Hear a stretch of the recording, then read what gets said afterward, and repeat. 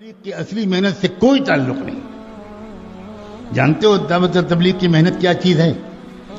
ایک نوجوان تھا جو حضرت مولانا الیاس رحمۃ اللہ علیہ سے بڑی محبت اس کو ہو گئی. کالج میں پڑھتا تھا اس زمانے میں، یا کوئی اور کام کرتا ہوگا، داڑھی منڈاتا تھا، کلین شیو تھا، لیکن اللہ کے دین کے لیے حضرت مولانا الیاس رحمۃ اللہ علیہ سے اس کو محبت ہو گئی. وہ دن بھر اپنا سارا کام سے فارغ ہو کر وہ جب حضرت کے رات میں آرام کرنے کا وقت آ جاتا تھا تو وہ خدمت کے لیے آتا تھا، اور اس نے اجازت لے لی اور بڑی محبت سے وہ حضرت کا بدن دباتا تھا کہ ذرا تھکے ہوئے ہیں دن بھر کے، تھوڑا آرام مل جائے. اندھیرا ہوتا تھا، بجلی تھی نہیں، تو کئی راتیں گزر گئیں، کئی دن گزر گئے، اچھا خاصا وقت گزر گیا، خدمت کرنے کے لیے آتا رہا. ایک دن حضرت مولانا الیاس کی نظر پڑی تو دیکھا کہ اس کے چہرے پر داڑھی نہیں ہے. تو یہ سمجھ کر کہ اب تو یہ ہمارا اپنا ہو گیا، محبت کرنے لگا، کوئی حرج نہیں اس سے یہ بات کہنے میں. تو اس سے کہا حضرت مولانا الیاس نے کہ بیٹا تم داڑھی رکھ لو، اتنے اچھے نوجوان ہو تم داڑھی رکھ لو. کچھ نہیں بولا، وہ بیچارہ چلا گیا.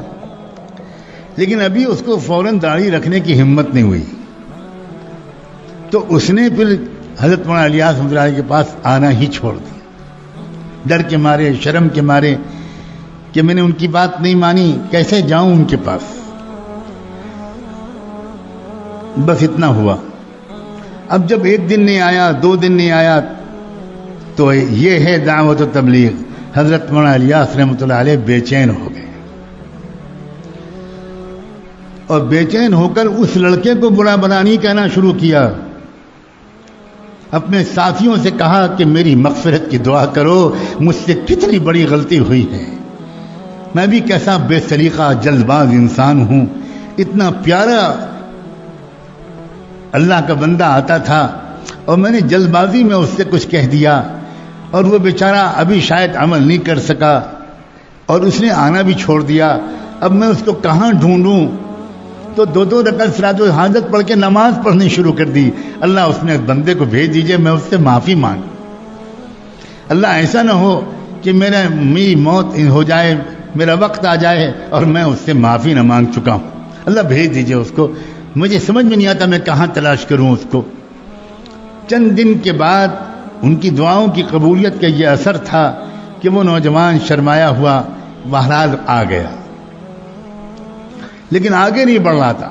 اب جب نظر پڑی حضرت مولانا الیاس کی، لپک کے اس کے پاس گئے، سینے سے لپٹا لیا، اس کی پیشانی کو چوما اور کہا بیٹا تم باقی بات بعد میں، میرے پیارے میں نے جلدی کر دی تھی، تمہارا دل دکھ گیا، مجھے معاف کر دو. ایک مومن کا دل دکھانا بہت بڑا گناہ ہوتا ہے، مجھے معاف کر دو. جب تک تم کہو گے نہیں کہ میں نے آپ کو معاف کر دیا، تب تک میں تمہارا ہاتھ دامن نہیں چھوڑوں گا. کہو کہ میں نے معاف کر دیا. وہ قدموں پہ گر گیا. اس نے کہا حضرت مجرم تو میں ہوں، معافی مجھے مانگنی چاہیے، میں سنت رسول پر عمل نہیں کرتا، آپ کا دل دکھایا، پھر آپ کی بات بھی میں نے نہیں مانی، آپ الٹا معافی مانگ رہے ہیں. بس آج سے میں وعدہ کرتا ہوں اب میں داڑھی کو کبھی شیو نہیں کروں گا. اللہ کے بندو، اے خدا کے بندو، دین کی اصل حقیقت کو سمجھو.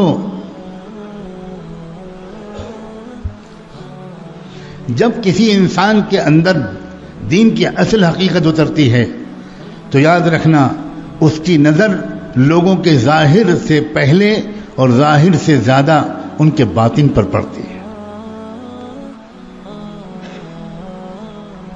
وہ لوگوں کی خوبیاں ڈھونڈ لیتے ہیں.